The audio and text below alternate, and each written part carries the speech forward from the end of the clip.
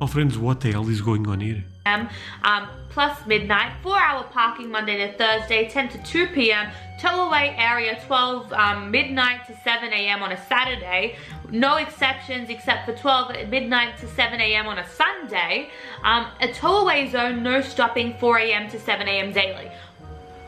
So when can you park? There needs to be like a little thing that says, okay, so park Monday at 2 p.m. only. Like seriously, it is so challenging and I did get caught. Obviously, you've got to read the sign, you've got to like really... Wait, oh my god, you have to read all of those.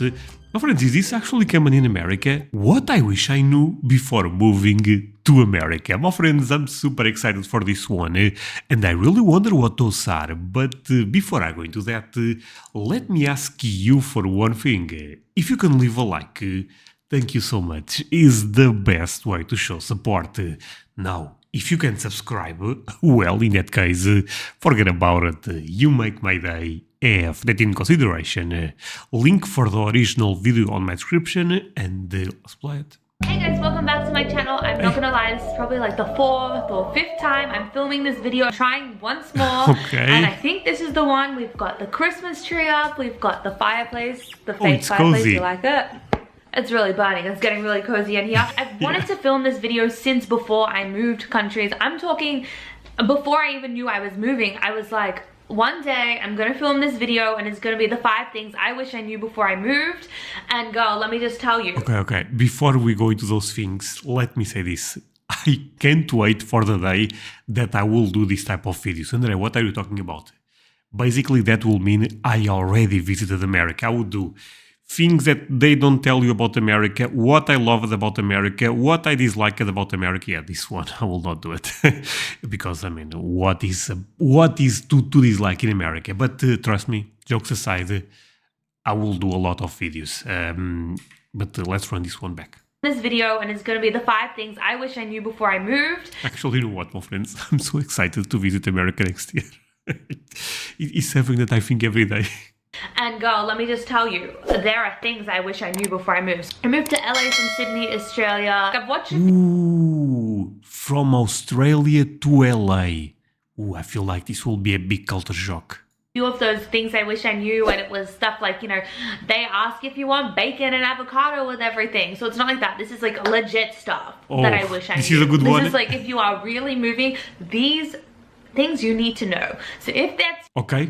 Okay, my friends, I know I paused 1 million times. Keep one thing in mind. I'm watching this video with a tourist mentality, in the sense that I will not move to America, but I feel like I will stay in America for 1 month. It's kind of like a mini move if you really think about it. So I'm really curious. You and you're interested, keep watching. Okay, let's see it. So the first thing I want to Social security number? Yeah, I don't need that. talk about is your social security card. Now I'm sure you've heard of it. Maybe I was naive, like I knew what it was and I knew it was a thing. If you're in Australia, it's your equivalent of a tax file number. Yeah, it's important, but if you don't have it, you're just like, oh, I'll get it to you later. Like it's no big deal. Here it's everything. It is your life, it is your identity. This is like sidetracking, but like Americans, if you're not like a citizen or you're not born here, they consider you an alien. I think that's kind of rude. An alien? Okay, but friends, actually we also have a social security card here in Portugal. But other than I'm saying this because certain countries don't have this term, social security. the fact that you're an alien on like forms and stuff, you are literally an alien. You don't exist as a human without a social security number. They don't care about anything. I knew it was important to the point that before... You know what, I have a confession to make. When I started the video, I got some comments saying that there was a lot of aliens in America because I reacted to a video about the borders situation. This was back in the day. And I was like, what are they talking about? They have a lot... These people are, these people in the comment section. I'm not sure if this is bots aliens. What are they talking about? Then I realized that alien means illegal immigrant, or is not immigrant, is illegal immigrant, right? And that made quite more sense to me. It's a weird term if you really think about it, because I associate aliens with things that come, from other planets and stuff like that. But okay. Before I left, I was doing like emails. I was contacting the US Embassy in Australia, in Canberra. I was calling up the US, the actual office over here as well, being like, how do I get this number? Because I knew it was important and I needed it to like get apartments and things. I like knew a basis of it, like, I should get this number organized. It was actually a lot of like phone calls and emails and up and down trying to figure it out till I got a response from the US Embassy in Canberra, and they said, oh, you can't have it now, but once you land, go to the Social Security office and they'll give you your number straight away. Oh my God, I wish I did. People always ask me, what was the first thing you did when you land in America? And I was like, I literally went to the Social Security office. And we spent, it was cold in the morning, poor Ginger took the day off work to take me to this Social Security office, and we literally stood there for about over an hour for the lady to tell me when I got to the front of the line finally, you don't get to have a Social Security number till you're in the country for 30 days. So at this point, I was just mad that I'd waited in this line and that I'd been told it was now and I could get it straight away and blah, blah, blah. I already knew that I had technically applied for one. When you apply for a green card visa, like the diversity visa, you are automatically like put into like the system as someone who needs a social security card. So that was all good. It was the fact that now I have to wait 30 days. So I was like, okay, whatever. That was just a waste of time. So we went and ate. So then I started. So my friends, I said this a couple of times already on this channel. I don't think about moving to America. I love my country, even though I also love America and I went to visit America so bad. But it's more, I have my roots here in Portugal. So it's difficult for me to even think about leaving my family. But let's say, because people tend to change mind all the time. Let's say for some weird reason, because if I had to pick a second country, probably America will be the option. Let's say all of a sudden I go, yeah, I want to move to America. Of course, I want to do everything right. But how difficult it is to move to America as an immigrant, because since I live in Europe, if I want to go to Spain, it's very easy because it's the European Union. I can travel there, no problem. But for America, I feel like could be a bit more difficult, right? Started looking for apartments and all these other things and realizing no one will let me go anywhere and do anything without this number. So I called. Okay. I'm actually asking this question because I know I have a lot of immigrants that live in America watching me, Called and I called the office, and I was on hold like an hour at least every day trying to be like, where is my number? I said I could have they told me I could have my number. Can you fast track it? I need this number. How? You can't start work? I was like, I had 10 days between landing and starting work. I couldn't start work without this number. It was such a stressful time. Like this goes into my next point, but sort of more on social security still. You can't get your license. I knew I had these 10 days, and me, naive Anita, was like, 10 days I'll find an apartment, I'll get a car, I'll get my license, and then I'll start work and it will be like smooth sailing, everything's fine. No, it was not, because I couldn't even get my license. Like, I don't know if you've seen my earlier videos, I'll link them below and I'll put them up here. I was literally in the DMV line for so many hours to get to the front for them to tell me you can't get your license because you don't have a social security number. I was pissed off, and I tried all these loopholes because I was on the line with the DMV now, and they're like, oh no, you should be able to get it because of this and this, and I was trying everything, and no one would let me do anything. But anyway, my friends, social security number, really important. Luckily, the persistence paid off. I did get my social security number in 10 days. I was able to start work on time. The other thing I wish I knew in terms of social security is the apartment. Now, I always had the vision and I always wanted to live alone. I do live alone in a studio. That was what I wanted. I didn't want to have a roommate. I didn't want to share. However, social security aside, once I got it, I was like, thank God, now I can move in. Because this apartment, I applied literally on the second day I landed, and I didn't get it for 6 weeks. it was just so much problems because of the social security and everything. And this takes me into like another half point about a credit check and a credit score. I thought that my Australian, I'd worked hard on my credit score. I thought I could just transfer that up into the US from Australia. I brought all the documents. They were like, no, it means nothing, you start at 0. But without a credit score, they won't let you do anything. They won't let you get an apartment. My phone, I can't actually auto pay it because I don't have a credit score. I have to pay it monthly. Simple things like that you can't do without a credit score because you're starting at 0. And Credit score? I thought that was a thing in China. Oh, that's social credit score. It's a bit different, right? Okay, interesting. You know what? This introduction is not what I expected, because we are talking about social security number for 5 minutes. If you are with me, leave me a like. But the thing is, I'm kinda thankful to have my social security number in Portugal. André, that have nothing to do with the video. Yeah, but she's mentioning social security so important. I have one. The Portuguese one, but I have it. in that respect, you can't get an apartment by yourself. I was very fortunate that I got it because I have a beautiful aunt who co-signed with me, even though I could prove to them my salary and I could prove I could afford it and it was fine, that I had a job. They wouldn't buy it. It didn't mean anything because there was no credit score. So you need to have that in mind, that if you don't have anyone to co-sign with, they're not going to give you an apartment by yourself. So you have to, in that respect, you have to probably live with someone for a year, build up your credit score, and then apply for something. Now that is something I wish I knew. Okay. Getting a license. The second thing I wish I knew, again, we're going sort of back into that license thing.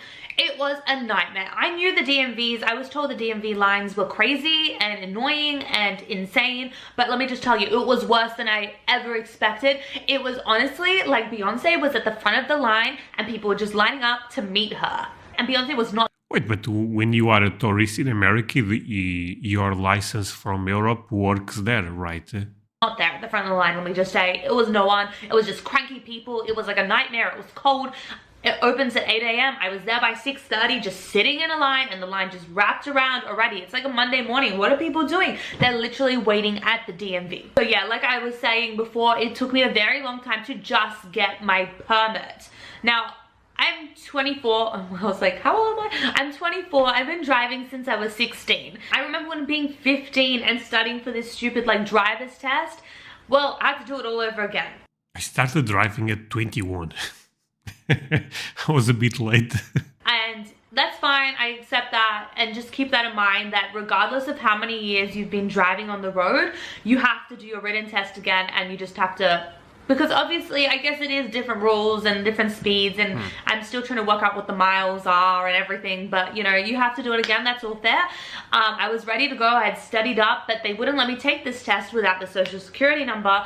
So it took me about 2 weeks to take this test, and if you don't book, and I'm talking months in advance, you're just gonna have to wait in line for hours. And even if you do book, you still have to wait for at least an hour just to get to the front of the line. It is crazy. There has to be another way. That's for them to sort out, but I just can't believe there's no Could this be a LA thing, my friends? other way. I finally took my written test on the 4th of May, and I had landed on the 20th of April. So this at this point is 21, 2, 3, 4, 5, 6, 7, 8, 9, 31, 2, 3, 4. 14 days. That was stupid. 14 days later, 2 weeks after landing, was I able to take my written test. And I waited in line and I just did it, and I'd been Ubering up and down to these DMVs, and it was crazy, but whatever, we got it. Now, you can't obviously take your driver's test straight away because technically you're on a permit and you're trying to drive and blah, blah, blah. The earliest you can take it is 2 weeks from the day that you took your written test. Now, that one you can't just walk in for. You have to have booked online. Lucky there was a spot in 2 weeks time for some random DMV like an hour away, and I was like, I'll just take it. I don't know where that is. I will take it and go, because otherwise I would have been waiting for months. And I'm just like, I need my license. So what I did for the day off my test, I tried to hire a car, and I was kind of sneaky. Like, I wasn't really driving because I didn't have a car at this point, but when I did hire cars randomly, sporadically, what I was doing was using my Australian license, because obviously I didn't have anyone to drive with, and my Australian license was valid for as a driver in another country, and that's fine. So I was just kind of going off that. So if I ever got pulled over, I'd be like, oh, here's my Australian license, rather than here's my permit. So that Okay. was like sneaky. The driver's test tried to hire a car. They wouldn't let me have a car because you need a credit card before you hire a car, apparently. And I didn't have a credit card, I had a debit card, and they were like, sorry ma'am, you can't do that. I was like, okay, that's so rude, but whatever. So luckily my beautiful friend Ginger let me borrow her car that day, and I drove up by myself sneakily and kind of just parked in the corner in the back, and I was like, I hope they don't realize that I've come alone. And luckily I passed the test, so then I could drive back alone. Okay. That was an interesting story. Cars and insurance. About the car situation, your insurance is going to be really high. For a lot of places, they put it up because you're an international and they consider you as a brand new driver, like you're a 15-year-old who's never driven Now this actually makes some sense. Okay, let's be real. before. So your premium and all that is just like crazy. I did find a good deal. I'm pretty sure I'm with Mercury Insurance. That was the best deal I can find, and they were one of the only ones that didn't really charge me exorbitant fees because I was a new driver. Okay, it doesn't matter if you have this clean record at home, you're a new driver. The other thing, Well, technically you are a new driver in that country, you know, and specifically from Australia to America, and LA being such a crazy city to drive. I can see why this. If I start driving in America, I will be a new driver. You know, this says that, yeah, I mean, it's completely different than my my city is so small, you know what I mean? is I did buy out my car. Try and do that as much as you can, because if you lease it, because you're a new driver and you're an international without a credit score, by the way, this is the part that really pushes it up. They No license, no credit score, no social security number, no insurance. Oh, man. This was difficult. put the interest rates up like crazy. I think I was told once it's like 20%, where the average LA person is 4%. So really try and avoid that as much as possible. And if you do have to lease it, pay it out as soon as you can, because your fees are so much higher than the average person. Step like 3.1. Parking is a nightmare in LA. I'm sure you've heard of this one. This is I mean, it's LA, you know what I mean? kind of like the everyone talks about, oh, parking and shit like that. But I'm serious. I got 3 parking fines within like the first, I want to say, I think 2 of them was before I even had a car and I got parking fines. And it is just because the signs are like a fucking extension to maths problem that I just can't even, like, let me just find one and like try and read it to you. 2-hour parking Monday to Thursday, 6 p.m. to 10 p.m. Friday and Saturday, 6 p.m. to 12 p.m. Wait a second, my friends. We have to take a look at this. Parking Monday to Thursday, 6 p.m. to 10 p.m. Okay. Easy to understand. We have 4 hours right there. Oh my god, this is so confusing actually. Friday and Saturday, oh, they are trying to trick you. 6 p.m. to 12 midnight. I cannot see the other small words. Let's see right there. I have a bigger screen. Okay. Tow away, no parking. Tow away, no... I don't get it. My friends, what the hell is going on here? Plus midnight, 4-hour parking Monday to Thursday, 10 to 2 p.m. Tow away area 12 midnight to 7 a.m. on a Saturday. No exceptions except for 12 midnight to 7 a.m. on a Sunday. A tow away zone, no stopping 4 a.m. to 7 a.m. daily. So when can you park? There needs to be like a little thing that says, okay, so park Monday at 2 p.m. only. Like seriously, it is so challenging, and I did get caught. Obviously, you've got to read the sign, you've got to like really... Wait. Sorry, that was insane actually. My friends, let's put this again. Okay, parking Monday to Thursday, okay. Friday to Saturday, okay. Holy, parking Monday, okay, we saw that. Tow away, no parking from 12 midnight to 7 a.m. Saturday, 12 midnight. Oh my god, you have to read all of those. My friends, is this actually common in America? Damn, this is confusing. p.m. to 12 p.m. Plus midnight, 4-hour parking Monday to Thursday, 10 to 2 p.m. Tollway area 12 midnight to 7 a.m. on a Saturday. No exceptions except for 12 midnight to 7 a.m. on a Sunday. A tollway zone, no stopping 4 a.m. to 7 a.m. daily.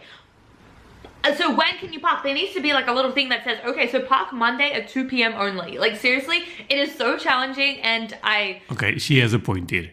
When I saw this, okay, this will be easy to actually understand. It's not. Did get caught. Obviously, you've got to read the sign. You've got to like really think it through. So normally here, let's run this part back. Normally here is quite simple. The week have a specific time. The weekend have another specific time. It's actually quite easy to understand. It is so challenging and I did get caught. Obviously, you've got to read the sign. You've got to like really think it through and I obviously didn't. But just be careful about that because they get you and they love to get you. When you go out to dinner and things, it's actually honestly easier to Uber because regardless of you parking yourself, they make you pay valet charges when you go out to like restaurants and cafes. And I'm not here for it. And parking is a nightmare. You have to pay for it as well. And it's just Uber. Just forget it. Just go, enjoy a drink. You can drink that. You know what? She needs to move to Montana. To a quite relaxed life. You know, I feel like LA, you know, California, beautiful state. Don't get me wrong. But I feel like LA is chaotic. Some people like it, I understand, but I'm not feeling that watching this video. She seems very upset with a lot of California / LA things. Yeah, Montana is the place to go. And just call it a night. Yeah, there's like no free parking in LA. Like even going to Westfield, you have to pay. I used to think like 3-hour parking at Westfield was like, that's not enough. I need more free parking. I won't want to pay $4 for like 6 hours. Oh my god, I wish I could. I wish 3-hour parking was a thing. Sensitive topic, spoiler alert, my friends. Healthcare sucks, okay? Number 4. Which is kind of crazy because I feel like America actually have some of the best doctors in the world. So saying that healthcare sucks, it depends, right? If you have a lot of money, probably America could be the best place in the world. I understand this is for us, the people, but I also can see the other side. No surprise again, but medical system, as much as I was aware of how different it was and how shit it was, I was not aware. I mean, 5 years ago, I was in the country and I was very sick at one point and I was working on summer camp, Sinking Hills, Minnesota represents, and I was very sick and I was in and out of hospital for about a week. And I remember I went to the pharmacy at one point. I was taken to the pharmacy to buy these like prescription pills. And I got to the checkout and it was like $100 and something. It was like, I think 130 or like 120, I don't know, something like that. And I was like, seriously, like this would have cost me like $10 at home. It was insane. Couldn't believe it. Okay, let's pay attention, my friends. This is really important. It was like, I think 130 or like 120, I don't know, something like that. And I was like, seriously, like this would have cost me like $10 at home. It was insane. So basically 10 to 12 times more. Couldn't believe it. Anyway, I was on the way home, I was shaking the canister and I was like, at least it sounds like there's a month's supply. Hopefully I'll feel better. I open it up. There were 6 capsules in there. 6. Honestly, 6. And to make it even worse, TMI, I threw up 4 of them. I only managed to take 2. So that was like $60 a pop. It was ridiculous. So healthcare is so expensive. I'm so used to just pulling out my Medicare card and going to the medical center and being like, my finger hurts. Like, can you fix me? Whoa, that was like, or like, ow, my throat hurts. Ah. Here, it's not like that. You have to, your medical center is called your urgent care because they don't want you to be there. And I have private health insurance here. Okay, we have to talk about this. So you guys know there is free healthcare. But a lot of, and this is education actually, if you just have a bad, if your throat hurts, if you have a flu, a small, it's flu, but it's not a crazy flu, you know what I mean? you should not go to the doctor here. This is because, I'm talking about my reality, by the way, because there is a lot of people already there. You will put the waiting lines even bigger. I also think people need to be, careful when they use the healthcare system, because some people really need it. Would you guys agree with me on this one? So going because my finger hurts, I mean, come on. Unless, you know what I'm trying to say is, of course, if you really have a problem, go. I mean, no question there. But I feel like some people go and it's not a necessity. Actually, I have a question. So, for example, when my head hurts, I tend to take paracetamol. I believe that's a drug also in America. But here, paracetamol is like, I don't know, €5 to €10. Let's say $10. How much it is in America? Don't tell me it's $100 like she's saying for their own medicament, because that would be crazy. Yeah, I'm really fortunate I have it. You need it in America. Just know that. That's a really important thing. You need to have it. It's not like anywhere else. And to go there, it cost me over $40. And one tip I wish I knew was when you... Okay. Actually, you know what? I'm not a great video, but I'm not enjoying these arguments here. Cost me over $40 and anywhere else. Just know that. That's a really important thing. You need to have it. It's not like anywhere else. Okay. And to go there, it cost me over $40. And one tip I wish I... That's not that bad, right? I knew was when you land, even if you're not sick, just find a doctor and go and just get an overall checkout. Just go and meet your doctor. Because what happened was when I actually did need the doctor for the first time, no one would see me as a new patient unless I wanted to wait like 2 months. And I was like, no, I need to see a doctor now. So I had to go to urgent care and paid like $45, $50 to just be seen for like 2 minutes because... I don't think those prices are that crazy. There is a very famous hospital here in my city. Not going to say the name because that's relevant. It's a private hospital. I went there but it does not matter. But I had a problem. I went there and I had to pay $100. And it was like this 2 or 3 minutes, because is what people say. You don't pay for those 2 or 3 minutes. You pay for all the knowledge that the doctor have. It's not, of course, the doctor sometimes see you, understand automatic what's your problem. Yeah, take this, go away. But you need that. That's the thing. I didn't have a doctor. What I could advise, go and find a doctor, meet up. And now you may be asking, André, why did you went to a private hospital when you guys have free healthcare? Because the public hospital had 19 what? I had to wait 19 hours to be seen by a doctor. I didn't have a doctor. What I could advise... And me having a kid, though, you can understand how difficult this would be. Go and find a doctor, meet up, and then even if your doctor is busy and can't see you when you actually need to, you're on the system, you've been seen by a doctor, and your data is in the system so anyone will see you. Even though I see my doctor, you still have to pay, but it's not like $50 to go to urgent care. I mean, I understand $50 is money, but I honestly, the way some people talk about the healthcare system in America, I thought was worse. I think $50 is actually affordable. Number 5 is just like an overall thing, and this is like kind of a cheesy one. Your tips and your tax. Oh my god, tip, tax. I swear to god, everything is just I feel like it's a very Australian thing to be like annoyed with tips because we don't have to do it, and tax because everything, your GST is included in the sale price. I go buy a phone, I look online, it says, it is $1,500. I will go and I'll pay $1,500. Here, it says $1,400, and then you get to the register and they're like, oh, and also can you give me $67 because of tax? I'm like, just put it in there. I don't want to have to think about it, because you go in there and you're like, oh, I just need this. It costs $3, pull out $3, and they're like, it's $3. You know what? It's kind of crazy that a lot of people, I'm not talking about the area in specific, but a lot of people moved to America and they went to that country to be like the country they end up living.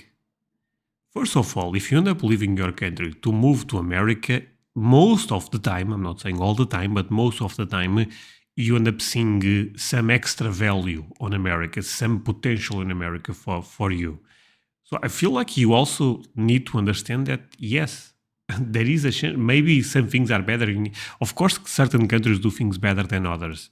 But you also have to accept and to embrace the country where you go, you know. So do you really think people will in America will change the tax thing now for for a immigrant? I mean, accept it and move on. 74 and you're like, okay, and you're like rummaging through change and all the coins are different sizes and you don't understand what they look like and it's a whole situation. But just deal with it and just know that you have to tip, and tipping I thought was a nice thing was 10%. Apparently that's horrible. You need to tip a minimum like 15-20, and I'm like, minimum what? Minimum 20%? Minimum is a crazy word. Let's say at least. Minimum. Oof. Maximum. Minimum. Oof. like, oh, obviously when you go to cafes and stuff you tip, but like everywhere else I kind Wait, but forget the word. At least 20%? Damn. Wait, if 20% is at least, maybe some people tip 50% or something. I just don't tip. I'm like a bad tip, I have to admit. You have to tip to Wait, what she said? a minimum like 15-20, and I'm like, oh, obviously when you go to cafes and stuff you tip, but like everywhere else I kind of just don't tip. I'm like a bad tip, I have to admit. You have to tip to go like simple things like get your hair done, the hairdresser. I didn't know that. I feel really bad. My salon is run by Australians, and side note, this is some advice to an Australian now. My salon person who is an Australian actually lived pretty much next door to me my whole life and I didn't know. He said because you know when you go to your hairdresser back home, the people, they actually go to TAFE for like 2-3 years and it's like a real serious course to do hair. Here apparently they do the TAFE equivalent and it's for 1 year, and in that 1 year they learn makeup, hair, massage, like nails, eyelashes, like everything is just like pushed into one thing, so they're not as qualified. So obviously there are great salon people out here, don't get me wrong, like of course is, but salon, like I find hairdressers are a lot more expensive. I wish I knew that. Compared to Australia, they're so much more expensive, and then you have to tip, and I didn't know that. I just kind of went in there, I was having a grand old chat, I got my hair done, all good, and then I just kind of walked out, and I didn't realize till way after that you're supposed to tip them. I honestly didn't know that, and I feel so bad, so obviously next time I have to tip, but like, you pay like, I paid like what, $350 or something, I don't know, something ridiculous like that just for the hair, and then you're supposed to $350 for the hair?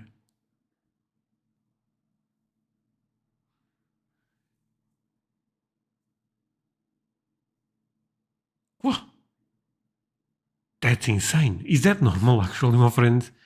I know, for a woman it's quite more expensive than for men, but damn, the health thing I thought was okay. This is crazy. tip like 20%, so like $350. Oh man, 20% of 350 is a lot. When I think about tipping in America, I also think about, $20, $30 meal, $50 meal, because there it's more okay, but that's 35, 20 to $70 on a tip. Sounds like ridiculous. And it is ridiculous, but it is what it is. Those are my 5 tips. I hope this video was somewhat helpful. I really enjoyed filming it because I wanted to film this one for about a year. I've like had this vision for about a year. Finally got it up. I hope this is the one. The fireplace is burning. Christmas is happening. Amazing. There is so much more to come. Like I'm not doing Vlogmas, but there'll be more videos to come and I'm really excited about that. So thank you so much. Let me know if you have any questions below. I'll try and give you any advice that you need. I'm from Sydney, moved to LA. So those are my experience. It might be different for other states, but this is how I... Oh, my laundry is done. But that's what I know. Make sure you like and subscribe if this... Okay, my friends, feel free to show the support. Do not forget to like also my video, my friends. And yeah, thank you so much for watching. This was very different than normal, you know, not gonna lie. A lot of those things, to be honest, I was not aware at all, but this was different. If you still enjoyed the video, like I said, subscribe, leave a like, all the good stuff, and see you guys in the next one. Bye, my friends.